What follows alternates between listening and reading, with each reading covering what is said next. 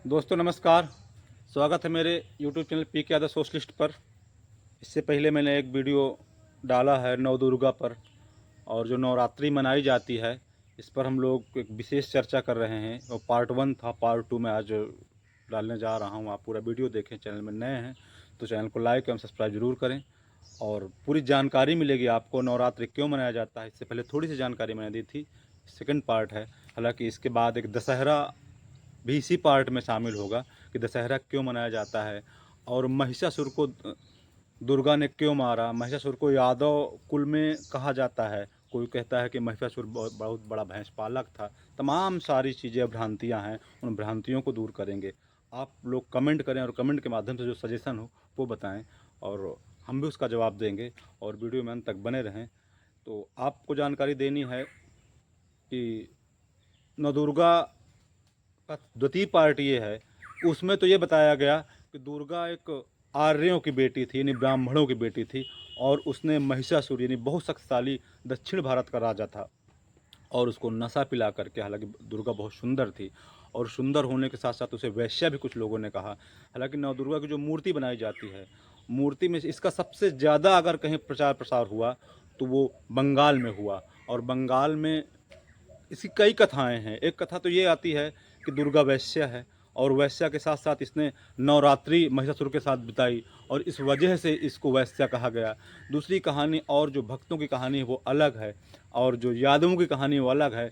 यादव लोग मानते हैं कि महिषासुर हमारे कुल यादव से आते हैं, और कुछ जगहों में यादवों ने नवरात्रि मनाना भी छोड़ दिया। इस वीडियो के माध्यम से मैं आपको जानकारी दूंगा कि बिहार के कुछ जगह के यादव, कुछ यूपी के यादव, पूर्वांचल के, उन्होंने कहा कि हमें महिषासुर हमारे ओबीसी समाज से आता था और यादव समाज से आने की वजह से इसके हम पूजा अर्चना जो है नवरात्रि की ना करके हम महिषासुर की करना चाहते हैं, अशोक की करना चाहते हैं। और तमाम सारी ऐसी चीज़ें हैं जो हमें मतलब तमाम सारे लेखकों द्वारा मिली। वेदों में अलग चीज़ें मिली। वेदों में किसी जो वेद हैं उनमें किसी भी देवी देवताओं का वर्णन नहीं है सिवाय कृष्ण के, और भी कृष्ण का अगर वर्णन है तो एक कोलभील, एक कबीले के सरदार के रूप में है। और वो इतना वर्णन है कि कृष्ण कोलभील मतलब कबीले का सरदार है और उसने उत्तर भारत के सरदार के राजा इंद्र को हराया। केवल इतना वर्णन है, बाकी वेदों में किसी भी देवी देवता का वर्णन नहीं है। तो हम बात करते हैं, चूँकि नवरात्रि की चर्चा हो रही है तो नवरात्रि की ही बात करेंगे। तो नवरात्रि क्यों मनाई जाती है? तो नवरात्रि इसलिए मनाई जाती है कि जब आर्य यहाँ आए तो महिषासुर से लड़ने लगे। महिषासुर इतना ताकतवर था कि उससे लड़ नहीं पाए, उससे युद्ध में हार गए। कई बार हारे, एक बार, दो बार, तीन बार। फिर ऐसा समय आया कि उससे जीतने की उम्मीद सभी लोगों ने छोड़ दिया। तो अब उन लोगों ने उम्मीद जताई। उसके बाद गए किसके, शंकर जो एक राजा था। इसके बाद शंकर के बाद ब्रह्मा विष्णु महेश तीनों लोगों के पास गया और कहा कि आप हमारी मदद करें। सभी लोग अपने अपने क्षेत्र के राजा थे और सभी लोग आर्य थे। इन आर्यों के माध्यम से जब इन लोगों ने मदद मांगी तो इन्होंने कहा ऐसा कोई ऑप्शन नहीं है, ऐसा कोई तंत्र नहीं है जो महिषासुर को हराया जा सके। हालांकि इसकी एक दैव शक्ति कहानी अलग है। वो उसमें ये बताया गया है कि सभी ब्रह्मा विष्णु महेश ने मिलकर इस शक्ति का सभी अंश दे करके एक शक्ति उत्पन्न की और शक्ति के माध्यम से दुर्गा का रूप दिया, जिसको शेर की सवारी दी गई। हालांकि शेर जंगल का राजा होता है, लेकिन फिर भी एक शक्ति का प्रारूप देने के लिए शेर का प्रारूप दिया गया।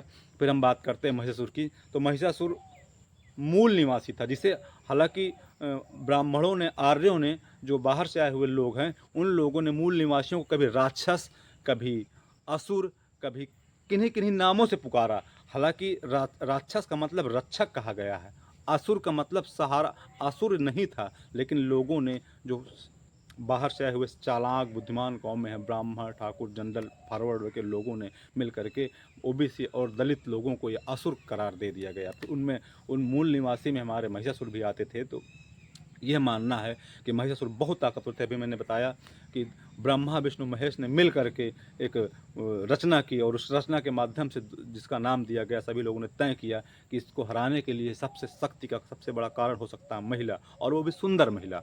चूँकि मूल निवासी लोग थोड़ा बदसूरत बने हुए थे, कम खूबसूरत थे, इसीलिए इसे अब चूँकि इस मूर्ति को बनाने के लिए एक विडंबना है। इस मूर्ति को बनाने के लिए सबसे पहले वैश्या के आंगन से मिट्टी लाई जाती है, और वैश्या के आंगन से मिट्टी लाने के कारण दुर्गा को वैश्या ही कहा गया। और ये कहा गया कि ये दुर्गा देवी नहीं वैश्य है। हालांकि अब ये कहाँ तक सच्चाई है इस बारे में हम लोग चर्चा नहीं करेंगे, लेकिन जो नवरात्रि चलती है, नवरात्रि महिषासुर के वध का दिन होता है, उसके हिसाब से भी अगर देखा जाता है तो लगता है कि नहीं ऐसा कुछ प्रमाण मिलते हैं। लेकिन अगर इसकी दैवीय प्रमाण की बात करें तो उनमें कुछ अलग टाइप का प्रमाण मिलता है।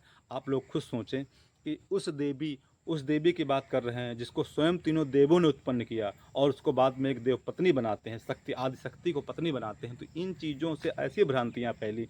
फिर नवरात्रि के बाद एक आता है दशहरा। दशहरा नवरात्रि के बाद जस्ट 9वें 10वें दिन महिषासुर का वध होता है। इसके बाद रावण के वध की चर्चा होती है। देखिए विडंबना, देखिए या आडंबर, देखिए पाखंड, देखिए किस प्रकार लोगों को भ्रमित किया गया। इसके बाद ये कहा जाता है कि राजा राम दशहरा मतलब 10 सिरों वाले 10 हाथों वाले रावण को वध करके आए थे। इसके बाद फिर अयोध्या में दीपदान मनाया गया, दीपोत्सव मनाया गया। लेकिन पता नहीं कितनी कितनी भ्रांतियां हैं।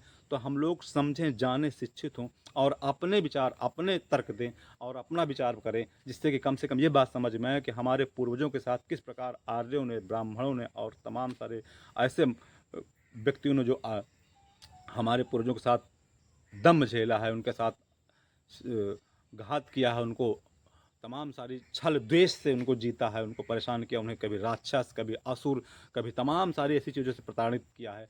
हम लोग अपने इतिहास को जानें, तमाम सारी ऐसी टीवी वीडियो के माध्यम से जानिए। देखिए जब आज की स्थिति में ये है, कभी जूते से पानी पिलाया जा रहा है दलितों को, कभी पेशाब पिलाया जा रहा है, कभी कुछ किया जा रहा है, तो इन चीज़ों का भी वर्णन जरूरी है।